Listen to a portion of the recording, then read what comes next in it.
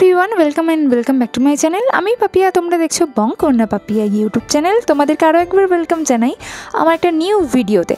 तो आजके तोमादेर साथे शेयर करते चलेछि आबार एकटा निउ आई मेकअप टिउटोरियल। आज टिउटोरियलटा शुरू करार आगे कयेकटा विषय तोमादेर साथे शेयर करी। एटा हच्छे क्रिज लाइन, एटा हच्छे इनार कर्नार और एटा हच्छे आउटार कर्नार। आई मेकअप करार समय आमी बारबार एइगुलो पॉइंट आउट करे थाकी। যারা বিগিনার্স তাদের সুবিধার্থে আজকে আমি এগুলো তোমাদের সাথে শেয়ার করলাম। যাই হোক, আজকে আমি ক্রিজ লাইনে অ্যাপ্লাই করছি একটা লাইট ব্রাউন শেড। ইনার কর্নারটা হালকা গ্যাপ রেখে আমি ব্রাউন শেডটা অ্যাপ্লাই করেছি একেবারে আউটার কর্নার পর্যন্ত। ক্রিজ লাইনে আমি যে ব্রাউন শেডটা অ্যাপ্লাই করেছি তার থেকে একটা লাইট ব্রাউন শেড নিয়ে আমি একেবারে ইনার কর্নার থেকে আউটার কর্নার পর্যন্ত খুব ভালো করে ব্লেন্ড করে নেব একটা ব্লেন্ডিং ব্রাশের হেল্পে। এরপর আমি একটা ফ্ল্যাট ব্রাশ নিয়েছি, সেই ফ্ল্যাট ব্রাশের হেল্পে আমি একটা সি গ্রিন কালার অ্যাপ্লাই করে নেব একেবারে ইনার কর্নার থেকে। যেহেতু কোনো কনসিলার আমি এখানে ইউজ করছি না, তাই ক্রিজ লাইনটাকে আমার মাথায় রাখতে হবে যাতে কালারটা ক্রিজ লাইনের নিচ বরাবরই থাকে, ক্রিজ লাইন থেকে ওপরে উঠে না যায়। আমি এখন যে সি গ্রিনটা অ্যাপ্লাই করেছি এটা একটা শিমারি কালার শেড। এরপর আমি একটা ডার্ক খুব ডার্ক একটা সি গ্রিন কালার আউটার কর্নারে অ্যাপ্লাই করব।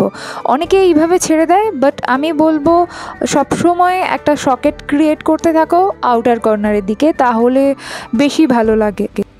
আমি আউটার কর্নার থেকে ডার্ক কালারটা ব্লেন্ড করতে করতে একেবারে আইবল পর্যন্ত অ্যাপ্লাই করব।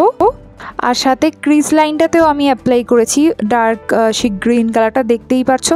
এবার আবারও একবার ব্রাউন শেডটা নিয়ে আমি ক্রিজ লাইনটায় অ্যাপ্লাই করে দেবো একটা ফিনিশিং টাচের জন্য। লোয়ার ল্যাশ লাইনেও আমি সেম ব্রাউন শেড দিয়ে একেবারে ইনার কর্নার টু অ্যাপ্লাই করে নেব আউটার কর্নার পর্যন্ত। তারপর যেই ডার্ক সি গ্রিন কালারটা আমি আউটার কর্নারে অ্যাপ্লাই করেছিলাম সেটাকে আউটার কর্নারে লোয়ার ল্যাশ লাইনে অ্যাপ্লাই করে নিয়েছি। এবার একটা সিলভার কালার হাইলাইটার নিয়েছি, সেটা ইনার কর্নারে একটা স্মল ফ্ল্যাট ব্রাশের সাহায্যে অ্যাপ্লাই করেছি।